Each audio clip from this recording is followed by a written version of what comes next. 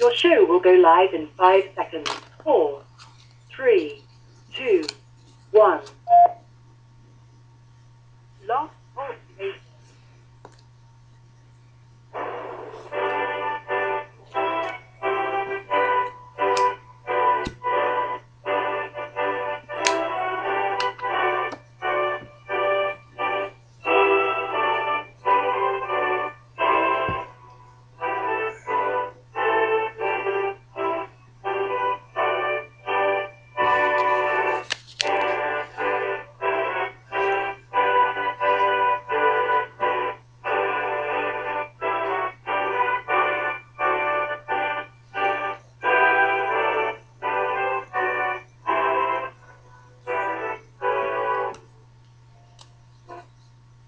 Boa noite, meus amigos. Estamos aqui de volta. Como sempre, começamos invocando a Santíssima Virgem Maria, o Santo Padre Pio de Pietrelcina, para que roguem a Deus que nenhuma injustiça se cometa nesse programa. Eu queria lembrar a vocês, e amanhã, dia 22, às 20 horas, horário do Brasil, haverá o lançamento do livro O Enigma Quântico, do professor Wolfgang Schmidt, que está sendo lançado pela Vide Editorial em prefácio, com tradução de Rafael de Paula e prefácio meu. E amanhã eu farei uma breve conferência, eu e o Rafael faremos breves conferências de apresentação do livro na hora do lançamento, e será retransmitido pelo site do Seminário de Filosofia, e através do meu site também, oladocarvalho.org. E aqueles que quiserem retransmitir a conferência pelos seus blogs, que escrevam para contato@seminariodefilosofia.org. Mais informações aqui também no www.videeditorial.com.br. Então, começamos com uma notícia triste. Hoje pela manhã faleceu o Dr. Bernard Nathanson. O Dr. Bernard Nathanson foi dono de uma das maiores clínicas de aborto dos Estados Unidos. Chegou a fazer 70 mil abortos e depois percebeu o imenso crime que estava cometendo e se arrependeu, converteu-se à Igreja Católica e passou o resto da sua vida tentando esclarecer as pessoas quanto à crueldade inaceitável do aborto. Foi ele que fez aquele filme O Grito Silencioso, onde se mostrava o que um feto passava durante o aborto e o imenso sofrimento da criança. O Dr. Nathanson, quando se apresentava nas conferências, ele se apresentava com a seguinte frase: eu sou um assassino em massa. Ele se arrependeu dos seus delitos, se converteu ao catolicismo romano e empenhou o resto da sua vida na luta pelo que é certo e pelo que é justo. Então, que Deus o tenha.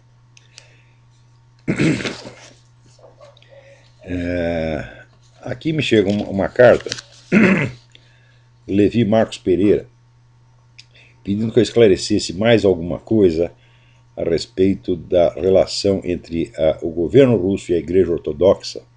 Ele diz: li outro dia um artigo no Mídia Sem Máscara que explica o modus operandi da KGB no que toca às relações com a Igreja, especialmente no que se refere às aquisições de propriedade por parte dos hierarcas ortodoxos mundo afora, de modo a ampliar a abrangência da influência do poder russo.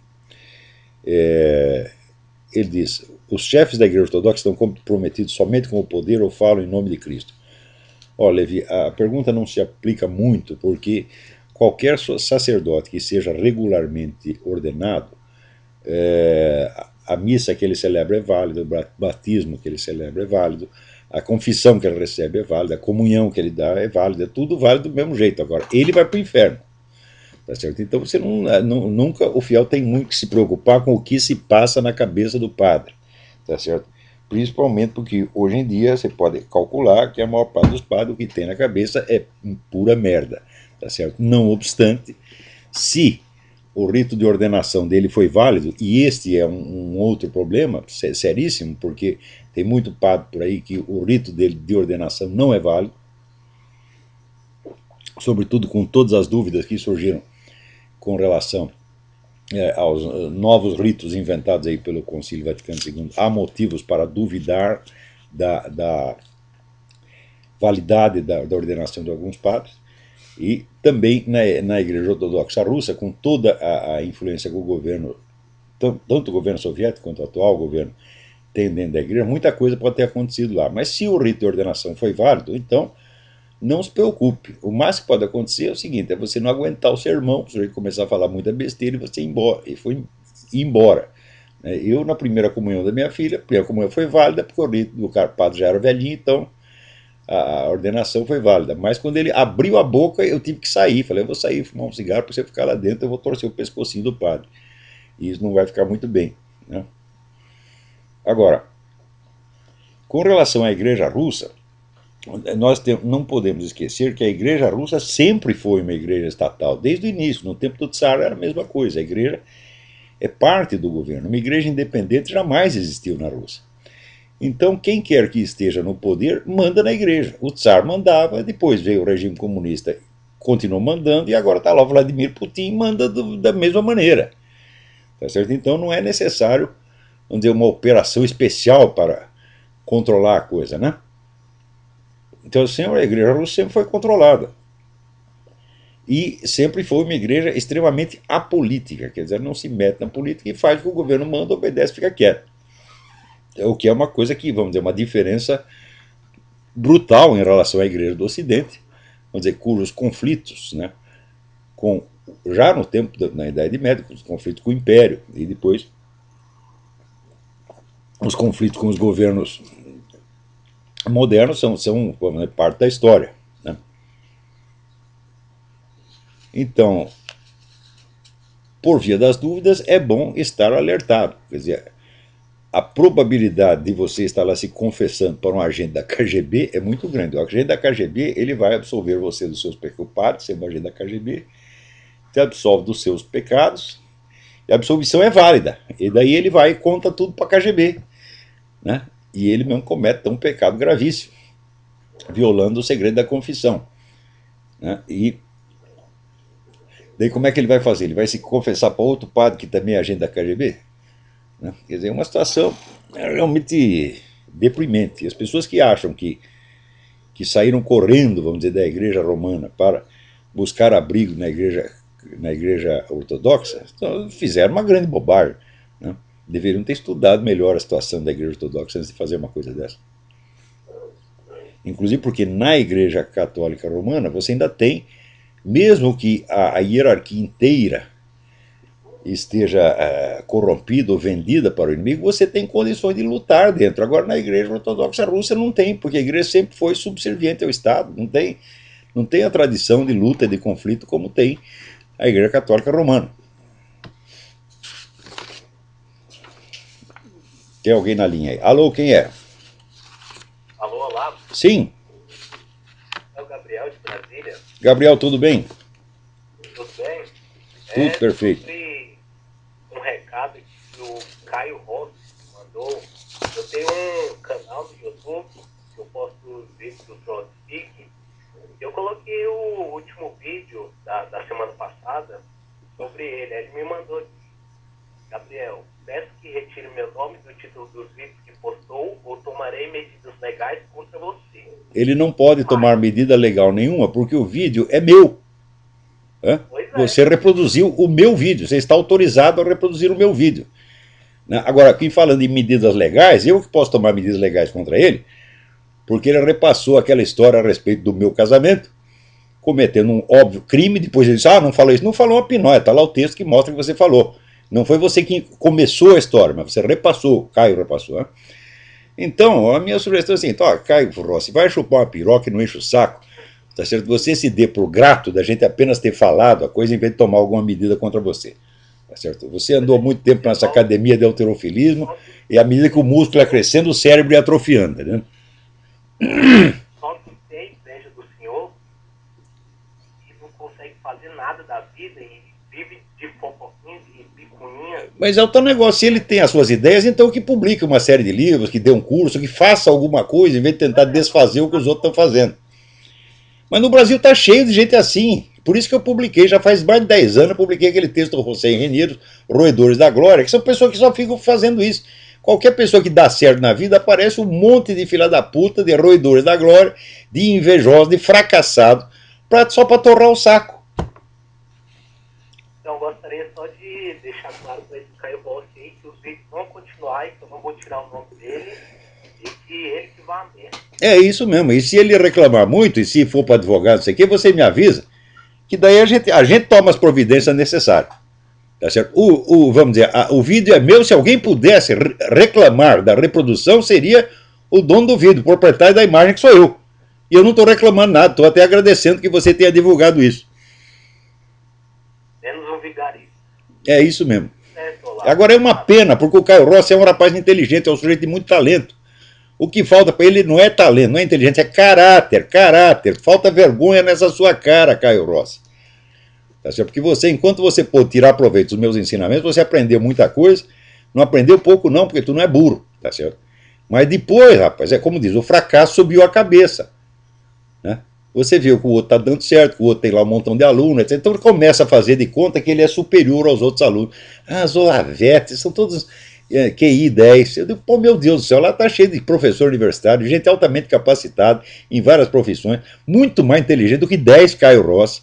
Agora chega o Caio Rossi, até, agora esse outro bosta, como é o nome dele lá? O tal de Isaac, não sei das quantas, é. O cara, rapaz, ele começa, sabe o quê? Reclamando assim, você fica citando autores desconhecidos? Eu digo, uai, mas que eu saiba a função do jornalista, né? É pesquisar as coisas e informar aquilo que o público ainda não sabe. Por definição é assim. Agora o que é? Ele só quer que eu dê notícia velha? Só fala dos autores que todo mundo já leu? Quer dizer, eu vou citar o quê? Eu vou citar o Paulo Coelho? É o único autor que tu leu na vida, rapaz? O que é isto? Vai lamber sabão, né? Agora, é incrível, o Brasil as pessoas estão loucas, reclamar de que o sujeito cita autores desconhecidos. Agora, sabe qual é o autor desconhecido que ele reclama que eu citei? Saul Alinsky, o mentor do presidente dos Estados Unidos, o autor mais conhecido e comentado neste país aqui, mas não chegou ainda na Taba Tupiniquim, né? Ou pelo menos não chegou lá no bairro do Isaac, né? Quer dizer, desconhecido, até parece que ele é conhecido, né? Isaac é mundialmente conhecido, Saul Alinsky ninguém leu. Ó, Saul Alinsky é um bom filho da puta, mas dizer que ele é desconhecido, ora, porra, né? O Saul Alinsky está para o Barack Obama como Karl Marx está para Lenin. Você nunca vai entender pinciroca do que o Obama está fazendo se você não ler o livro do Saul Alinsky, Rules for Radicals, Regras para os Radicais. É um livro tão famoso que até já tem a paródia conservadora, Rules for Conservative Radicals, né? Quando o livro cria a sua paródia, quer dizer que está muito famoso. É como o livro do Mortimer Adler, que escreveu o livro How to Read a Book. Daí um sujeito escreveu outro livro, How to Read Two Books.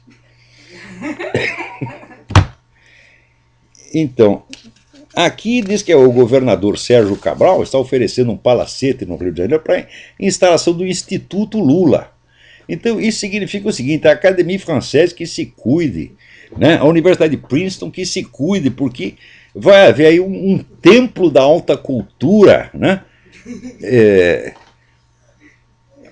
Promovida pelo Sérgio Cabral, o prefeito Eduardo Paes, o empresário Eike Batista. Eike Batista é aquele que lá mandou destruir aqueles painéis feitos por um pintor brasileiro. Esqueci o nome do pintor agora, eu estou ficando velho, o pintor é conhecido. No Hotel Glória, tinha lá uns painéis, uns azulejos fantásticos, né, que estão lá há 50 anos, feito por um grande pintor brasileiro, o mandou tirar tudo. Quer dizer, esse é o conceito de cultura que tem esse cara, porra. Né? Tira o painel lá e põe a bandeira do PT, ou põe o retrato da dona Dilma, né? Então, o Jornal Jabor acha a Dilma lindíssima e cultíssima. Ó, meu filho, isso aí já é perversão sexual, você me desculpa, pô. Né? Que você acha ela bonita, fala, bom, seu gosto pode ser relativo, né? Tem gente até que acha eu bonito, fala, puta merda, então por que não pode achar a Dilma? Tá certo, acha bonitinha. Mas culta, puta que pariu. Perguntaram para a mulher o nome de um livro que ela tinha lido, ela disse, eu li um livro que foi tão importante na minha vida, acabei de ler, como é o título? Esqueci. O único livro que ela leu na vida, se é que leu, ela já esqueceu o título, porra. Ela tá lendo assim, ela lê a linha 1, lê a 2, e quando chega na 3 já esqueceu a 1. Quer dizer, o conceito de cultura no Brasil, olha, intelectual no Brasil é o quê? é o Chico Buarque de Holanda, é o Dr. Emir Sader. Então, meus filhos, vocês não têm ideia da debacle que é isso aí. Porque cultura no Brasil é só um negócio para você exibir, para você fazer bonito, não tem funcionalidade, não tem utilidade, né? Aqui nos Estados Unidos, que é um país culturalmente decadente em comparação com o que era nos anos 40, 50, você tem, vamos dizer, uma pleiade enorme de intelectuais altamente capacitados a discutir tudo, a analisar tudo. Não passa um fato sem que haja análises sérias, profundas, das quais vão resultar projetos de lei, discussões no parlamento, decisões presidenciais, né, a política, a orientação da educação, a orientação do sistema de defesa, tudo sai dessas discussões. Quer dizer, você tem milhares, centenas de milhares de pessoas altamente capacitadas. Então, quer dizer, hoje tem, digamos, 5 centenas de milhares, certo? Se você recuar 30, 40 anos, tinha 10 centenas de milhares, tem 1 milhão. Então, baixou para metade, o pessoal está preocupado achando que o negócio decaiu. Outro dia eu estava lendo aí um artigo sobre a decadência da língua inglesa. Então o cara estava se queixando que a língua inglesa está muito decadente, está uma merda, que as pessoas hoje falam de uma maneira muito vaga, né? Eu digo, ai, meu Deus do céu, mas linguagem vaga eles usavam no Brasil nos anos 60. Agora usa a linguagem de macaco, porra, macaco. São pessoas que não conseguem completar uma frase, meu Deus do céu. É verdade que na linguagem oral se admite certas interrupções, hiatos, hesitações, vai e vens, etc. Mas pessoas como Dona Dilma e o seu Lula abusam disso, eles não conseguem completar uma. Olha, vocês ouçam as minhas aulas, de vez em quando eu também faço umas coisas entrecortadas, né, até para, vamos dizer, fazer um parênteses. Às vezes você começa a fazer um parênteses, o parênteses se prolonga, isso acontece normalmente na linguagem oral. Mas você vai lá, você pega a transcrição, você vê que eu falo, às vezes, parágrafos de 10 linhas, sem um ponto no meio, e sem perder o fio da meada. Qualquer pessoa culta tem que ser capaz de fazer isso, meu Deus do céu, montar parágrafos, períodos longos, com articulação, com lógica, com começo, meio e fim. Dona Dilma e seu Lula nunca foram capazes de fazer isto, né? Quando você pega agora, vamos pegar um professor universitário, uma pessoa capacitada, Fernando Henrique Cardoso. O Fernando Henrique Cardoso deu uma entrevista outro dia fazendo certas análises do governo Obama que são absolutamente primárias e bobocas. Ele acredita assim que esse negócio do estímulos, ele diz, isso não estava no programa do Obama, ele foi forçado a fazer pelas circunstâncias. Ô Fernando Henrique, ô presidente, o que é isso? Vai ler um pouco. Esse negócio está nos planos dessa gente há 50 anos, porra! Estatizar os bancos, eles estatizaram. Criaram a crise da Previdência para derrubar os bancos e para poder estatizar, e o Obama fez. Coitado do Obama, foi obrigado a fazer isso pelas circunstâncias. Pô, meu Deus do céu! Mas no Brasil, assim, o cara virou professor universitário, ele vai lá, faz a tese dele, e daí acabou. Chegou a ser o coroamento da sua carreira intelectual, nunca mais estuda merda nenhuma. Quem é que não sabe que é assim? Olha, nos anos 70, eu já li, né, era o livro Teoria da História do Brasil, do Zé Honório Rodrigues, que era um cara esquerdinha pra caramba, mas era um grande historiador, um grande intelectual, um homem seríssimo, sempre tinha a maior apreciação por ele. E ele já reclamava desse negócio, como é que é a universidade brasileira. Assim, na universidade francesa, uma tese de doutoramento é uma coisa que o sujeito faz depois de lecionar 30 ou 40 anos. Então a tese de doutoramento é o coroamento de uma vida de estudos e de pesquisa. Então ele, na sua tese doutoral, ele expõe as conclusões de toda a sua vida. Agora no Brasil não, chega lá um garoto de 21 anos, faz uma tese de doutoramento, ponto, agora eu sou doutor, acabou, não preciso fazer mais porra nenhuma. Você está praticamente aposentado. Daí você chega na aula e diz aqui, olha, vamos fazer um seminário. Você, né, faz um trabalho sobre não sei o quê, você faz uma apresentação sobre não sei o quê, e o professor fica lá coçando o saco lendo jornal. Se não, tocando punheta escondido atrás da mesa. Que hoje, vamos dizer, é a atividade pedagógica principal neste país. Se você tem filhos, por idade escolar, né, 7, 8 anos, você sabe que elas vão para a escola só para aprender putaria. Tem lição número 1, dar o cu, né? Lição número 2, comer o do vizinho. É isso que estão ensinando, porra! E você sabe que eu não estou falando dessas coisas por moralismo. Eu sou um cara assim, olha, eu obedeço a moral porque a igreja me manda, mas eu por vocação sou um imoralista tremendo, tá entendendo? Né? Eu não me escandalizo com coisa nenhuma. Mas a gente vê que tudo isso que estão fazendo no ensino brasileiro não é que vai acabar com a moral sexual, não é que vai virar todo mundo viado. Bom, se virar todo mundo viado, bom, isso aí não é um grande problema, né? Afinal de contas, o sujeito sendo viado, ele pode continuar cumprindo seus deveres, pagando imposto, cumprindo as leis, etc, etc. Mas não é isto que vai resultar. O que vocês estão fazendo é corroer todo o senso da distinção entre o bem e o mal, entre, vamos dizer, o que é a regra e o que é a exceção, e vocês vão criar uma geração de criminosos, gente. Você vê, já existe a estatística, o professor Luiz Farias outro dia mostrou, eu não tenho aqui o link de cabeça, mas a correlação estatística entre escolaridade e criminalidade.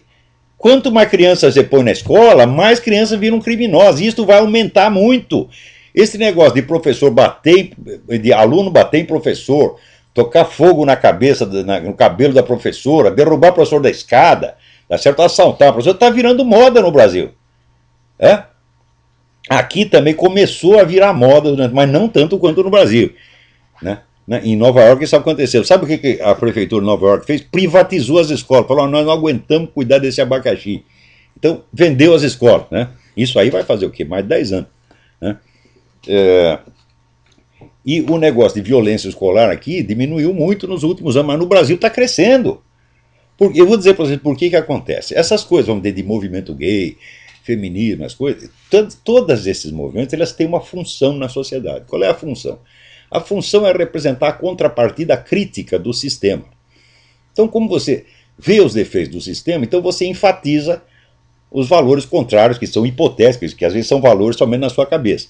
Isto tem uma função e tem uma utilidade, que é para o sistema não ficar muito cheio de si e não achar que ele representa a verdade definitiva. Porém, quando você pega esses contravalores críticos e os faz com que eles próprios se transformem na norma, meu filho, aí é loucura mesmo. Por exemplo, né, Dostoiévski, quando esteve na cadeia, ele disse que ali ele conheceu algumas das melhores pessoas que ele tinha conhecido na vida toda. Então como é que nós vamos dizer agora? Então só tem pessoas boas na cadeia, então o que nós temos que fazer? Nós temos que soltar os criminosos e prender os outros. Aí já é a lógica do Dr. Simão Bacamarte. Quando você repara que existem elementos de loucura nas pessoas normais e elementos de sanidade nos loucos, daí você... É claro que isso existe, mas é uma questão de proporção. Agora, quando você toma isso literalmente a sério e transforma isso na norma, então, o normal é ser louco, tem que ser louco. Tá certo? Meu filho, aí a devastação que você faz não tem mais volta. E o que estão fazendo na educação brasileira é isso. Aqui nos Estados Unidos, essas críticas, essas ideias, elas circulam pela sociedade e às vezes são adotadas, vamos dizer, por áreas minoritárias da sociedade, a título de experiência, mas nunca são adotadas em massa. Por exemplo, você pode ver aqui as escolas forçando as pessoas para que elas, por exemplo, não maltratem pessoas gays ou pessoas desviantes de qualquer maneira, mas nunca vão fazer com que essas pessoas, com que esses grupos desviantes tenham o poder de controlar os outros. Eles nunca vão fazer isso. O americano diz, é louco, mas não rasga dinheiro. Agora no Brasil rasga dinheiro sim, porra.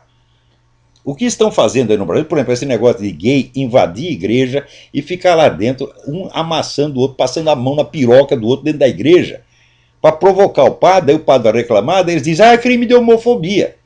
Agora acontece o seguinte, acontece que antes do crime de homofobia, existe muito antes o crime de ultraje a culto, eu não lembro que artigo que é do Código Penal.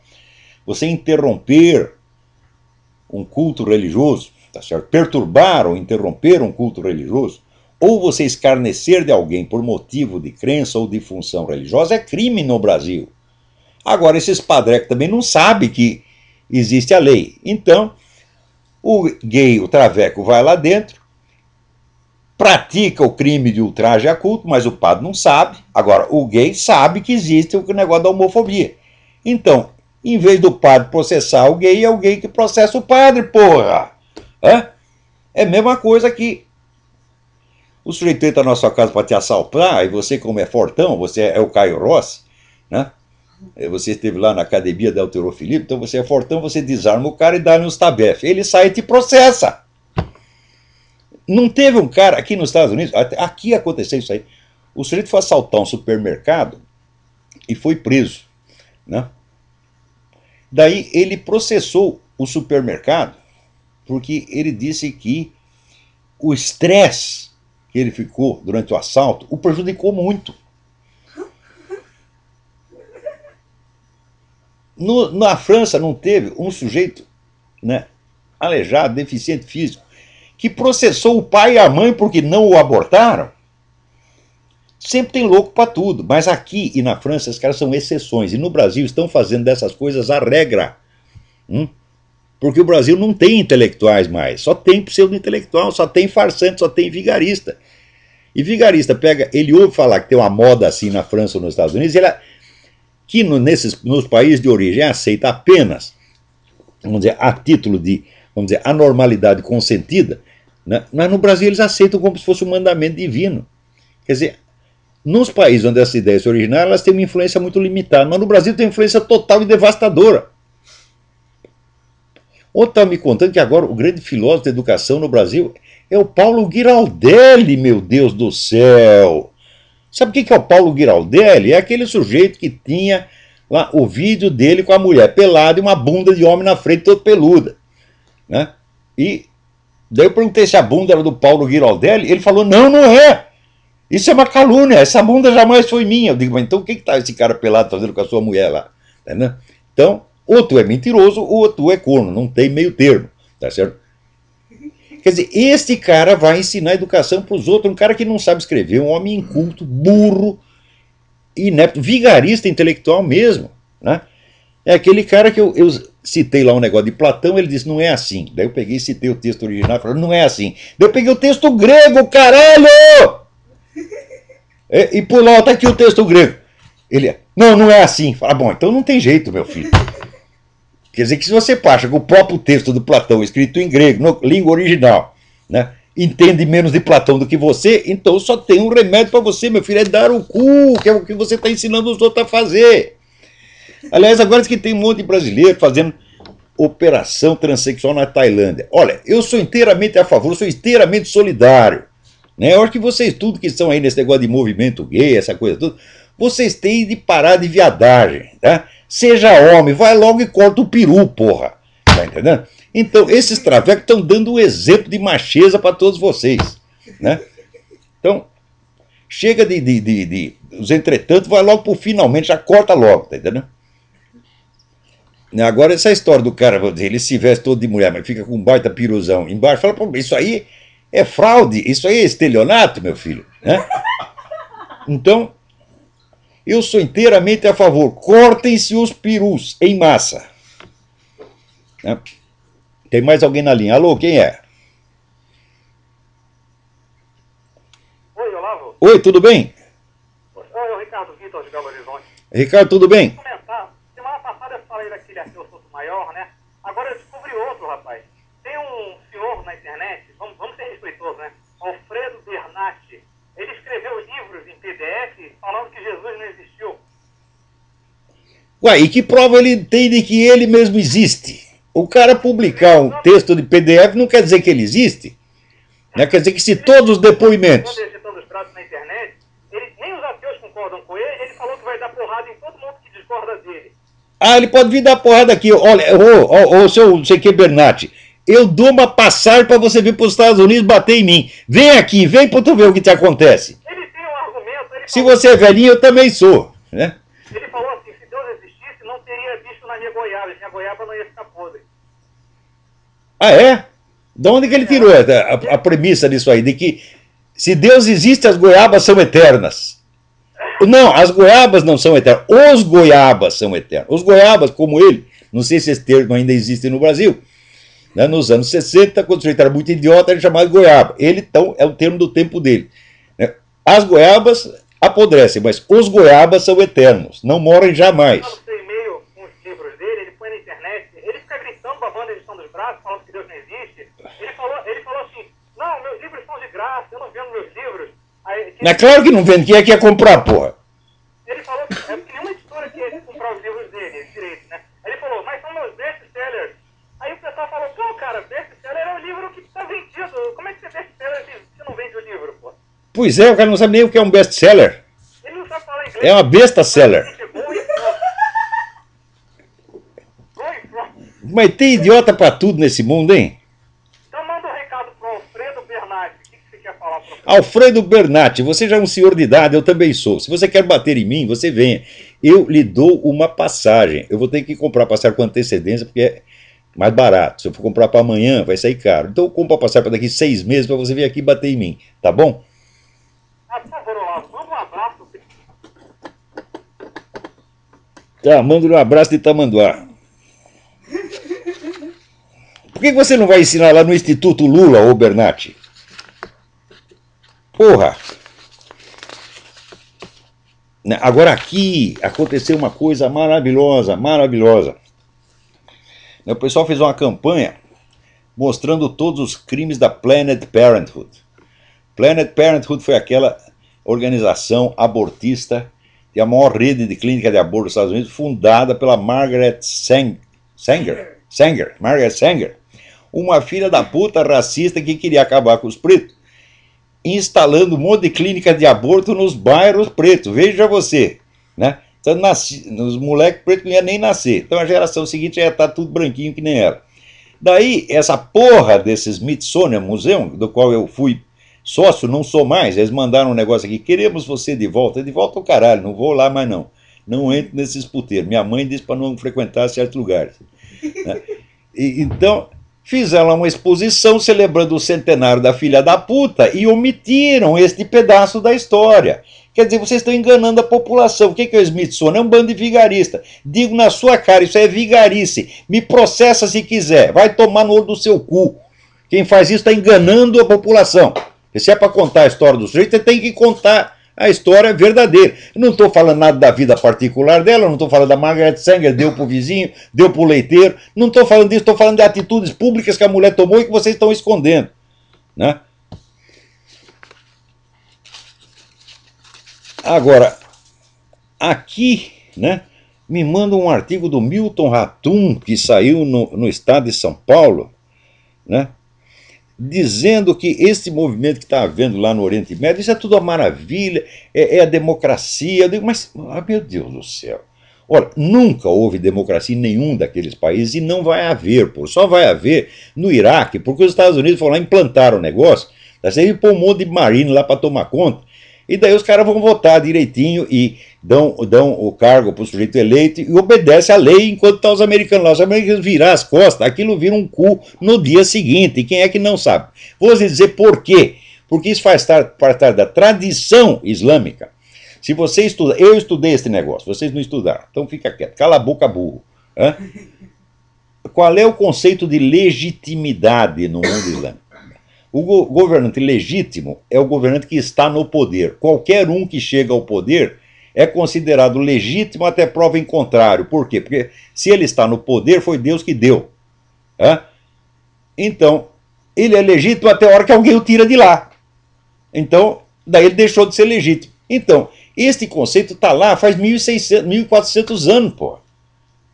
Então, se os caras foram educados na base de que todo governo é legítimo desde que ele exista, então significa o seguinte, o que vigora é a lei do cão, é a lei do mais forte. O sujeito chegou lá, ele é legítimo no dia seguinte e vai todo mundo puxar saco. Sempre foi assim e sempre será. Como é que você vai implantar democracia num lugar assim? Para implantar a democracia, você tem que pegar, vou dizer como é que faz, vou dar uma receita. Né? Se eu fosse governando o mundo, né, como o Obama pretende ser, né, eu dizia, bom, eu quero implantar a democracia nos países islâmicos. Então o que você vai fazer? Você tem que reunir todos os teólogos do mundo islâmico e dizer, meu filho, você vai ter que inventar uma outra interpretação do Corão e vai ter que disseminar essa nova interpretação durante 2 ou 3 séculos, até as pessoas entenderem que nem todo governo constituído é legítimo. Daí, a hora que eles entenderem que existe uma legitimidade em si, quer dizer, existem traços objetivos que caracterizam um governo legítimo e que pode distinguir de um governo ilegítimo, como se aprendeu no Ocidente, quando eles aprenderem isso, daí talvez eles consigam montar uma democracia que dure. Até lá não, porque tem um fator religioso que está contra. Agora, esses teólogos islâmicos, meu Deus do céu, o que eles fazem é uma coisa assim, tão absurda. Agora você veja, por exemplo, tem lá um rapaz peraí, deixa eu ver se eu acho aqui. Perdi. Eita, é tanto papel. Aqui, no Afeganistão. Um sujeito muçulmano se converteu ao cristianismo 8 anos atrás, está na cadeia aguardando execução, porque a sentença para o convertido é a morte, e segundo o ministro da Justiça não há exceção. Ora, nós temos que fazer uma campanha mundial para convencer os teólogos islâmicos em massa de que isto não é a única interpretação possível, de que há exceções, de que tem que atenuar esse negócio. Enquanto não adianta você fazer pressão sobre o governo, você tem que entender isso, porra. Né? Vamos dizer, nos países islâmicos, a lei é o próprio Corão. Ora, o Corão é um livro de 200 páginas e nem tudo está explicado lá. Então depende do quê? Do como os teólogos vão explicar. Um explica de um jeito, outro explica do outro. O que vigora? O que vigora é a opinião do que eles chamam Umma. Umma é a comunidade dos sábios, que eles acham que são sábios. Né? Então o que os sábios dizem é isso que vira lei, não é o Corão diretamente. E se o sábio falar um monte de besteira, vai vigorar um monte de besteira, porra. Então, como não existe distinção entre a lei religiosa e a lei civil, então tudo depende da interpretação que se faça da lei religiosa. Não depende do governo, porra. Hã? Se tem que fazer pressão, tem que fazer pressão sobre a Umma, sobre a comunidade dos teólogos, e dizer, olha, porra, vocês mudam este negócio, isso aí está errado, vocês estão entendendo a coisa errada, vocês radicalizaram o negócio demais, tem que mudar, tem que discutir. A discussão não é proibida no mundo islâmico, a discussão teológica não é proibida. Né? Em alguns países dizem, não, acabou, aqui não se discute mais, já está tudo interpretado e cala a boca burro. Mas em outros não é. Então a pressão tem que ser feita em cima dos líderes religiosos, em cima dos teólogos e não em cima do governo. O governo não vai poder contrariar a opinião da Umma, porque se ele fizer isso, ele cai em 24 horas. Você vê que lá, por exemplo, você tem o conflito político, mas os dois lados, né, chamam o Corão para se legitimar. Os dois lados, sempre. Ninguém vai dizer, eu estou aqui contra o Corão, sou anti-islâmico. Fala isso, os caras te matam na mesma hora. Né? Então, esta lei, vamos dizer, ela não foi inventada por um governo. Isso aqui é uma tradição islâmica. Essa tradição pode ser mudada desde que haja uma séria discussão entre os teólogos. Mas isso leva séculos, gente. Espera aí, tem mais alguém na linha aí?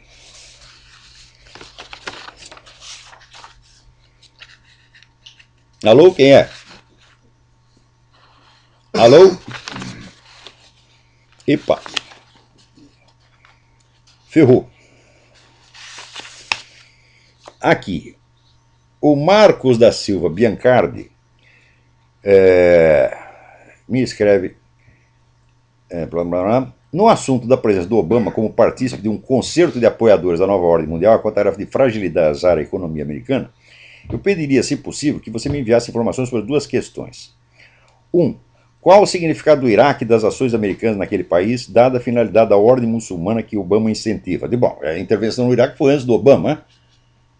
Quer dizer, eu já expliquei várias vezes que o motivo da intervenção no Iraque foi exclusivamente militar, que o petróleo não teve merda nenhuma que ver com isso, que as empresas de petróleo foram contra a intervenção e que depois não ganharam um puto de um tostão no Iraque até hoje. Tá certo? Ao passo que o Iraque foi todo reconstruído, hoje você tem de novo hospitais, escolas, tá, no Iraque se vende hoje mais automóvel do que nunca, o padrão de vida está subindo, quer dizer, eles reconstruíram o país. O que eles fizeram no Iraque, eu acho assim, o George Bush na política interna só fez cagada. A única coisa boa que ele fez foi invadir o Iraque e criar o país de novo, do zero. Foi o maior e melhor presidente que o Iraque já teve. Tá certo? Agora, o presidente americano ele não foi nem um único dia.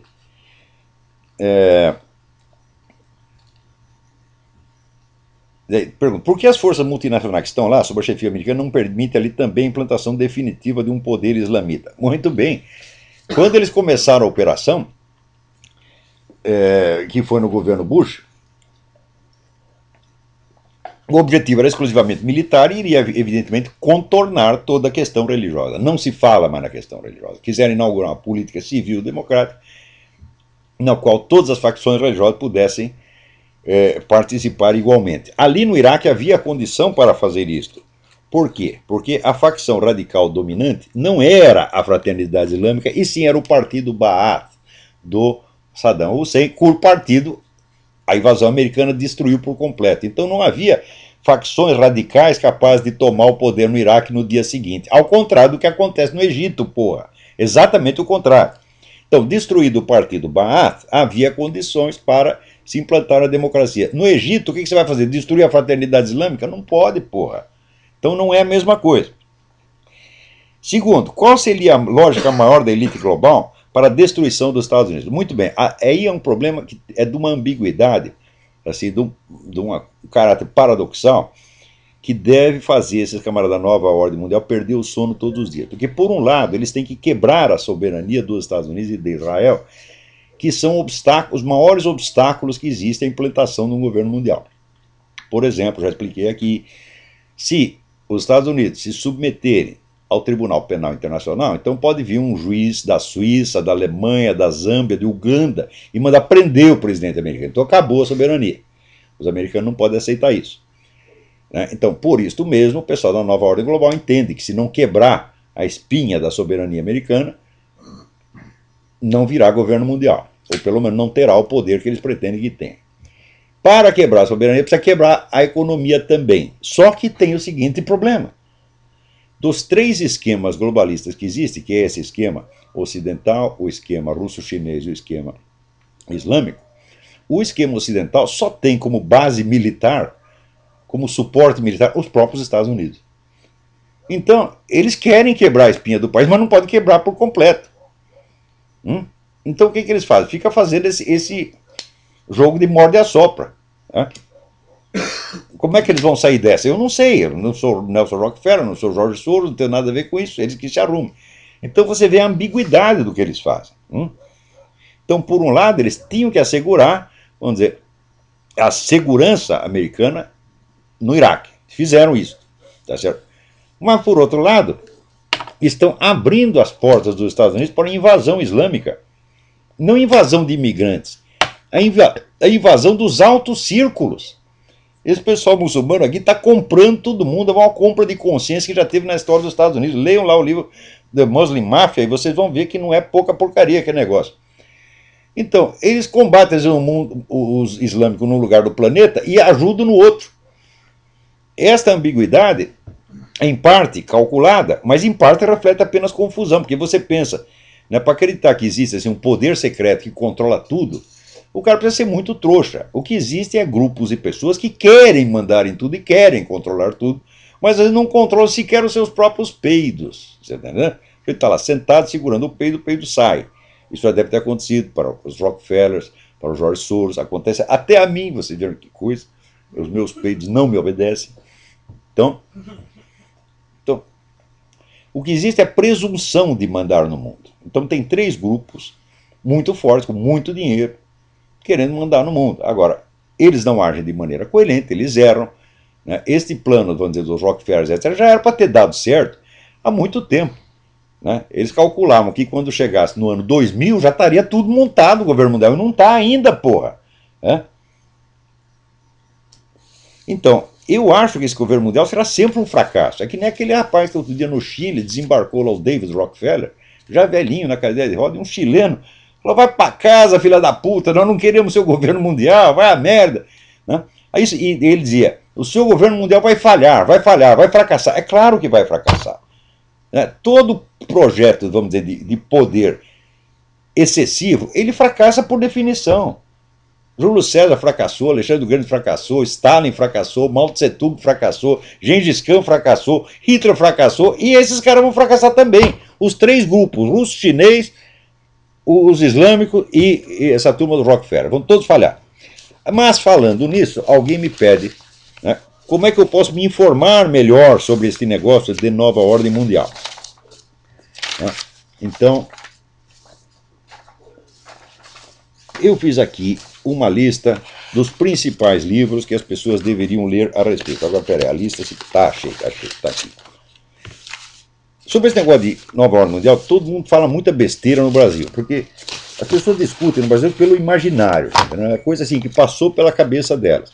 Eles não sabem que existe um treco chamado fato e outro treco chamado documento. Então fica tudo na base do achismo. Então aqui eu fiz uma seleção, vamos dizer, de 13 livros, sem cuja leitura o sujeito não pode abrir a boca para falar sobre o governo mundial. Isso aqui é o beabá, Isso aqui, quer dizer, o estudo do assunto começa com esses 13 livros. O primeiro é o livro do H.G. Wells, Herbert George Wells, The Open Conspiracy, que é o livro clássico do projeto do governo mundial, elaborado já nos anos 30. Herbert George Wells era um cara importante nos círculos fabianos. O fabianismo é uma variante do socialismo que pretende implantar o socialismo não por meios revolucionários, mas através de medidas legislativas e burocráticas, que é exatamente o que está sendo feito no mundo. Não quer dizer que fosse uma dissidência do movimento comunista, porque sempre houve cumplicidade entre uma coisa e outra. Quer dizer, você tenta pelo meio revolucionário, insurrecional. Se der errado, você vai pelo meio legal, administrativo, burocrático. Se isso aqui der errado, você volta para o esquema revolucionário. Sempre foi assim e sempre será. Então, o projeto do governo mundial está lá exposto, não é a primeira exposição, mas é, vamos dizer, a primeira exposição total do projeto. Então, se você não leu nem o projeto, então não dá para você saber o que está acontecendo. Agora, se você lê o projeto e vê aqui, ó, o sujeito está dizendo que eles vão fazer isto, mais isso, mais isso, mais isso. Então você sabe que, pelo menos, como intenção, a coisa já existe. Portanto, não é uma hipótese, tá? É uma declaração de intenções. O segundo documento fundamental é o livro do professor Carroll Quigley. Quigley escreve Q-U-I-G-L-E-Y, que se chama Tragedy and Hope, uma história do mundo no nosso tempo. O Carroll Quigley foi assessor de pessoas do tipo Rockefeller, não digo que fosse o Rockefeller, quer dizer, são os grandes cérebros aí da nova ordem mundial, e ele conta no livro todo o projeto, como é que é, e ele apoia o projeto, tal como H.G. Wells. O Wells era um adepto do governo mundial, um formulador e grande adepto e apóstolo do governo mundial. O Carroll Quigley também. O Quigley só acha que, ele só não gosta que a coisa seja tão escondida. Na verdade, nunca foi totalmente escondida, é apenas discreto. E o Quigley acha que a coisa devia ser objeto de discussão em público. Ele diz, ó, nós podemos enfrentar a discussão em público porque nós ganharemos a discussão. Então, o terceiro livro é o livro do G. Edward Griffin. Griffin escreve G-R-I-F-F-I-N. O livro se chama The Fearful Master, o Senhor Temível. É um livro sobre a ONU e como é a modalidade de ação da ONU, especialmente na África, onde arrasou dezenas de países, derrubou um monte de governos legalmente constituídos, instaurou ditaduras, promoveu genocídio, etc. Para você ver que a ONU ainda tem, no Brasil você ainda tem a ideia da ONU como apenas uma assembleia de países, né? Que não tem poder nenhum, é um poder apenas delegado pelo país. Não é assim de maneira alguma. Há muito tempo já não é assim. Quarto livro, o livro do Stanley Monteith. Monteith escreve M-O-N-T-I-E-T-H.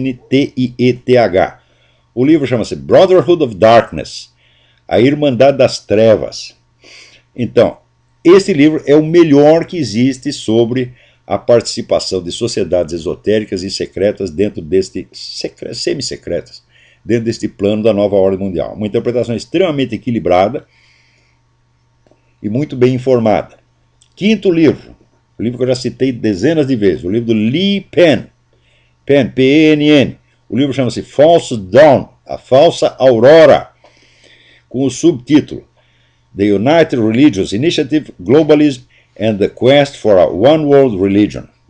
Quer dizer, a iniciativa, tem uma entidade que chama United Religions Initiative, Iniciativa das Religiões Unidas, o globalismo e a busca por uma religião mundial. Então está lá abundantemente documentado. Esse livro é constituído sobretudo de documentos mostrando o desenvolvimento das discussões e projetos para fundir todas as religiões tradicionais, as religiões novas, numa religião biônica a ser implantada pela ONU. E está lá, olha, o número de pessoas que participaram dessas discussões e projetos é um negócio impressionante. Gente de muito peso, tá certo? Está lá George Bush, estava o Papa João Paulo II, está todo mundo metido nisso. Aquilo que o Malachi Martin contou no livro The Windswept House, A Casa Batida pelo Vento, ele contou sob forma romanceada que a intervenção deste pessoal da religião global dentro da Igreja Católica, aquilo é tudo verdade. Ele escreveu sob forma de romance porque os personagens estavam vivos e poderiam processar. Então ele simplesmente trocou os nomes, mas já está publicada a lista de quem corresponde a quem, e quando você tem lá a lista, você vê que aquilo aconteceu mesmo. Sexto livro, o livro do Cliff Kincaid, é o homem do Accuracy in Media. O livro chama-se Global Bondage, Servidão Global, o plano das Nações Unidas para governar o mundo. Esse livro é mais centrado nas iniciativas mais recentes das Nações Unidas e complementa maravilhosamente o livro do Edward Griffin, The Fearful Master. Sétimo livro, outro livro do Cliff Kincaid, Global Taxes for World Government, Impostos Mundiais para o Governo Global. Ele mostra como está sendo construída a base econômica para o governo mundial.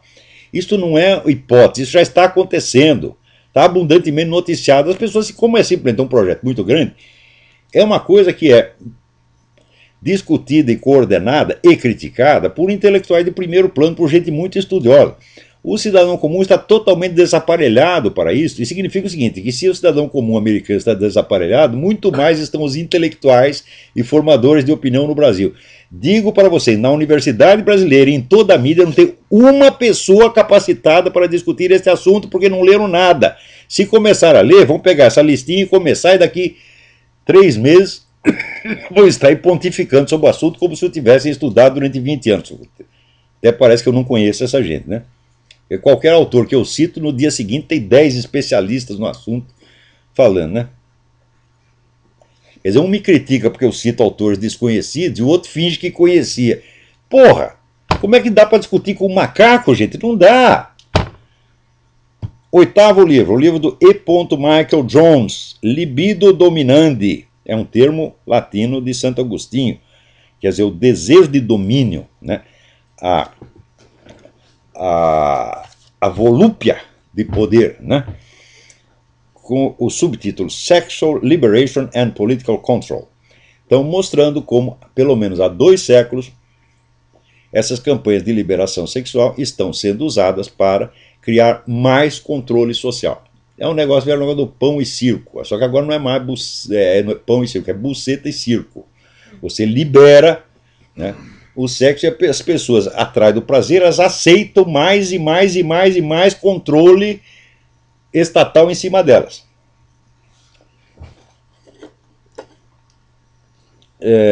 Nono livro, o livro do padre Paul Kramer, The Devil's Final Battle. É o livro que mostra a formação do poder mundial desde o ponto de vista da profecia de Fátima, que foi o acontecimento espiritual central do século XX. Então, vamos dizer, é a profecia de Fátima que nos fornece um ponto de vista unificado para você entender, vamos dizer, a unidade do processo. Então esse livro é absolutamente indispensável.